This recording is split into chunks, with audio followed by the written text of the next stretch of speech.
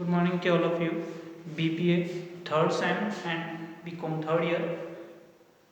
आज की क्लास में हम डिस्कस करेंगे जो हमारा टॉपिक चल रहा था लास्ट इन्वेंट्री कंट्रोल, उसी के अंदर आज हम नेक्स्ट जो आज का टॉपिक है इसमें क्वेश्चन डिस्कस करेंगे। एक एग्ज़ाम में पूछा गया क्वेश्चन है और बहुत ही इम्पोर्टेंट क्वेश्चन है, क्योंकि आप फाइनेंशियल मैनेजमेंट पढ़ रहे हैं तो आपको वहाँ पे कोई प्रॉब्लम्स होगी, उस प्रॉब्लम्स के बारे में आपको सॉल्यूशन करने को पूछा जाएगा। तो आज की क्लास में कुछ ऐसा ही एक क्वेश्चन हम डिस्कस करेंगे जिसमें आपको डिसीजन देना है कि हमें अडॉप्ट करना चाहिए, नहीं करना चाहिए, इसमें एक्सेप्ट करना चाहिए, इसमें हमें जस्टिफिकेशन करना है, आंसर देना है, क्या सही है क्या गलत होगा उसके लिए। ओके, तो क्वेश्चन स्टार्ट करते हैं। तो question to decide to buy an item from the following data. Okay, आपको डिसाइड करना है कि असेट्स परचेज करें या नहीं करें। ओके, तो यहाँ पे कुछ इंफॉर्मेशन है, आपको क्या करना है, परचेज करना है या नहीं करना, उसके बारे में आइडेंटिफाई करना है। फर्स्ट है एनुअल डिमांड। आपकी एनुअल डिमांड दे रखी है, एनुअल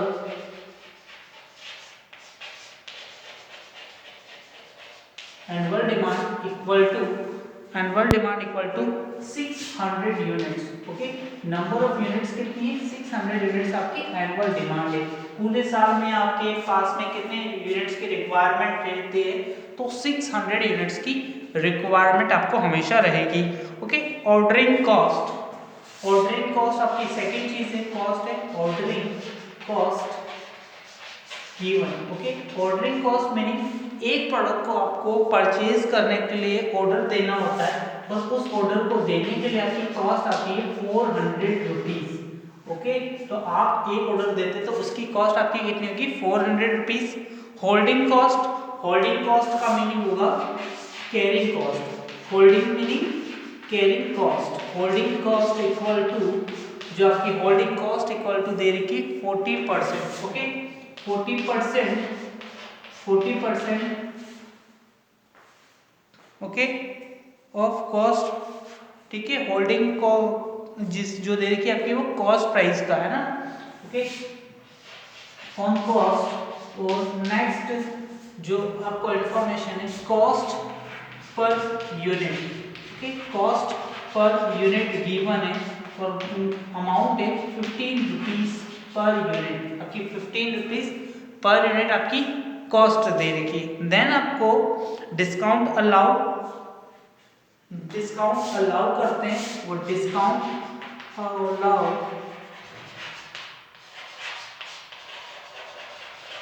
10%।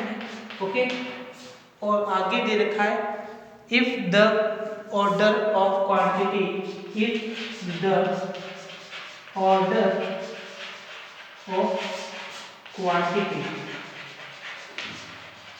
जब भी आप if the order of quantity 500 units. Okay, तो यहाँ पे क्वेश्चन सिंपल सा है कि अगर 500 यूनिट्स आप डिमांड करेंगे तो आपकी सेलिंग प्राइस जो आपकी कॉस्ट है वो रिड्यूस हो जाएगी। वो कितना रिड्यूस हो जाएगी, वो हो जाएगी 10%। आपको डिस्काउंट अलाउ हो जाएगा।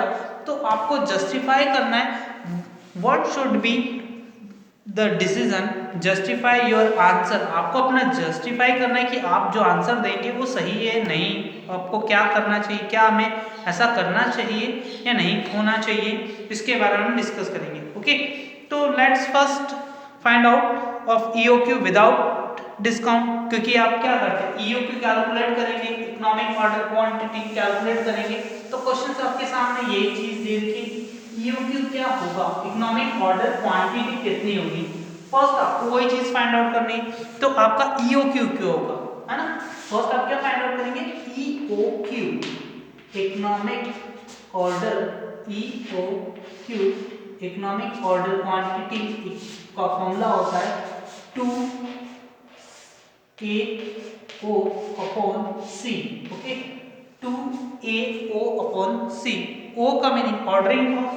फर्स्ट आगे आप सॉल्व करें तो इक्वल टू फॉर्मूला के अंदर है। ओके, ए मीनिंग जो आपका एनुअल कंजम्पशन है वो एनुअल डिमांड दे दी 600 यूनिट्स।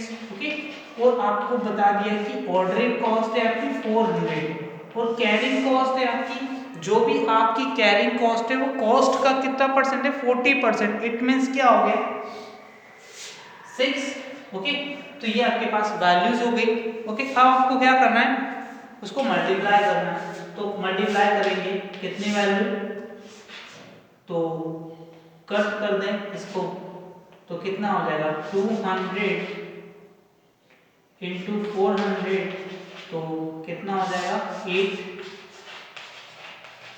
ठीक है, तो इसका वैल्यू का पूरा आंसर आपका आ जाएगा 283.3 यूनिट्स है ना, अप्रोक्स जो आपकी यूनिट्स आ जाएगी उसका आंसर हो जाएगा।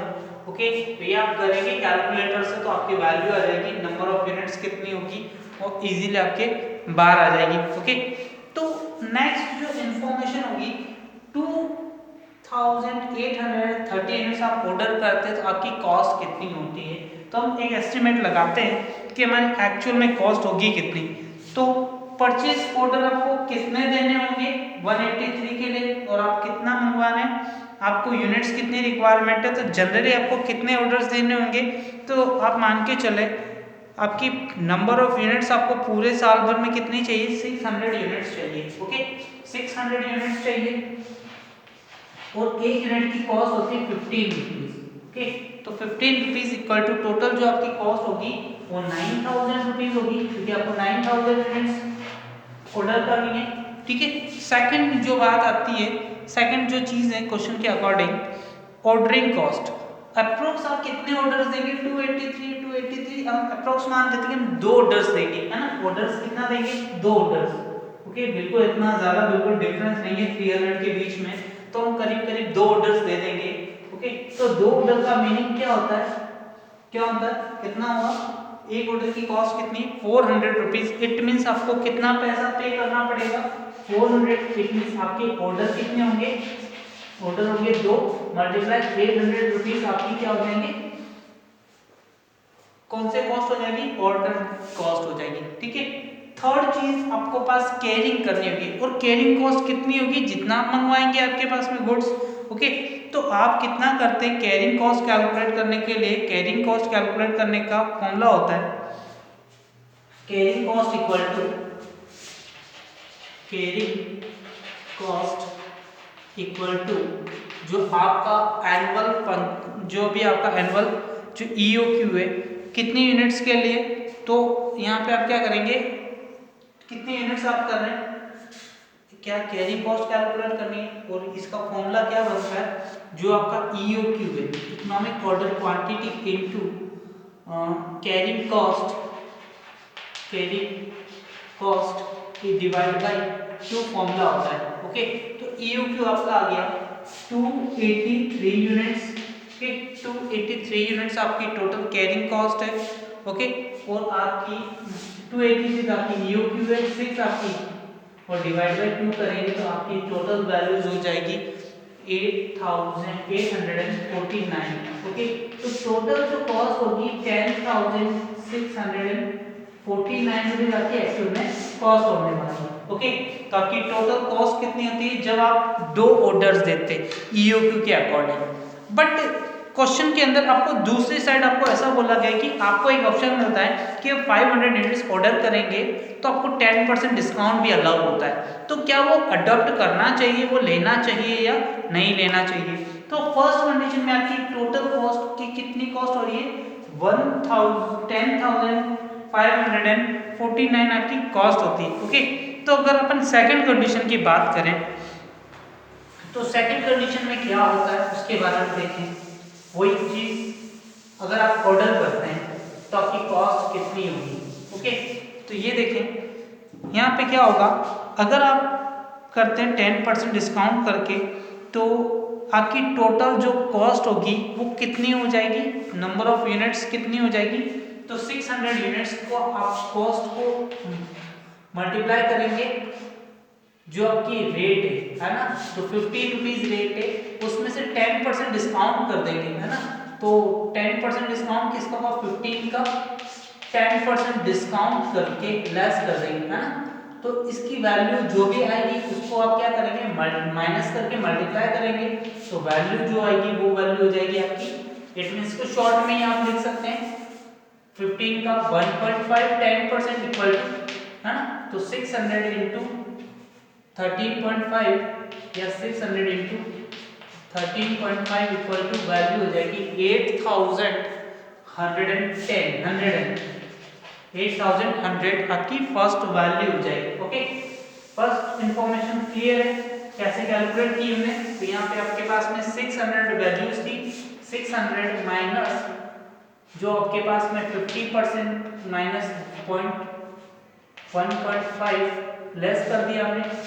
ओके, तो ये जो वैल्यू आएगी उसका हम क्या करेंगे, मल्टीप्लाई कर देंगे और वैल्यू हो जाएगी 8100। ओके, देन सेकंड चीज है परचेज कॉस्ट की बात करें तो परचेज कॉस्ट में कैरिंग कॉस्ट की बात करें तो कैरिंग कॉस्ट कितनी हो जाएगी, 40% है, और 40% किसका होगा, तो इसी का 40% आपका होता है। तो 600 है, वो 600 का 40%, 600 जो यूनिट्स है 600 यूनिट्स हैं और उसका कितना पार्ट आपका कैरिंग कॉस्ट बनता है।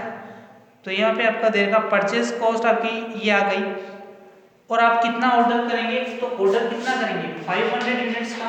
ओके, और मल्टीप्लाई किससे करेंगे, आपके पर ऑर्डर, तो कितना ऑर्डर कॉस्ट होगी 100 से डिवाइड कर दें।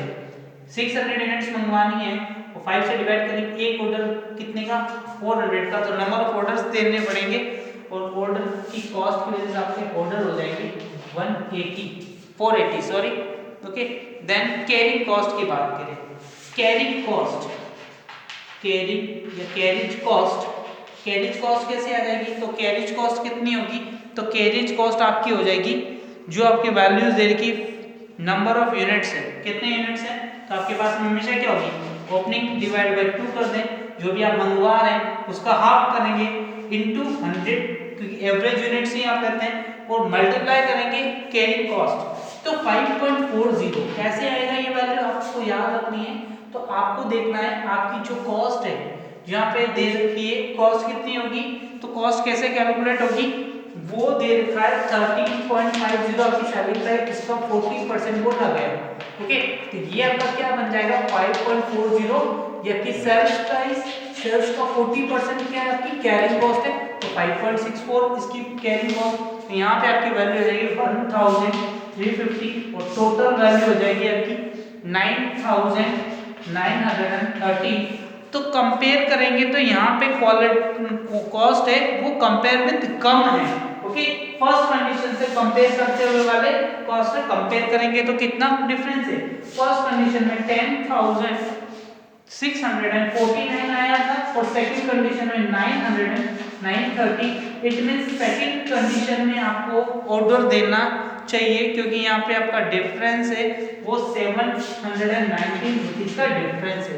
ओके, तो इस कंडीशन में आप क्या करेंगे कि आपको ये वाला ऑप्शन ले लेना चाहिए जिसमें आपको डिस्काउंट अलाउ हो रहा है, इस कंडीशन में आपकी कॉस्ट कम होगी। तो हमारा आंसर क्या होना चाहिए, at the end saving at the does 10% discount and ordering cost 500 units will be 719. Conclusion from the above it is the clear that when order is placed according to EOQ the total cost are rupees 10,649 and where when is order size 500 the total cost 900 and 930 there will be saving 719 when the order of size exceed EOQ hence the firm must be accept the quantity discount offer. Okay, thank you. तो आज की class में इतना ही, next class में हम आगे की चीज़ें देखेंगे, हमें एक्सेप्ट करके क्वेश्चन को सोल्व करना है। Thank you.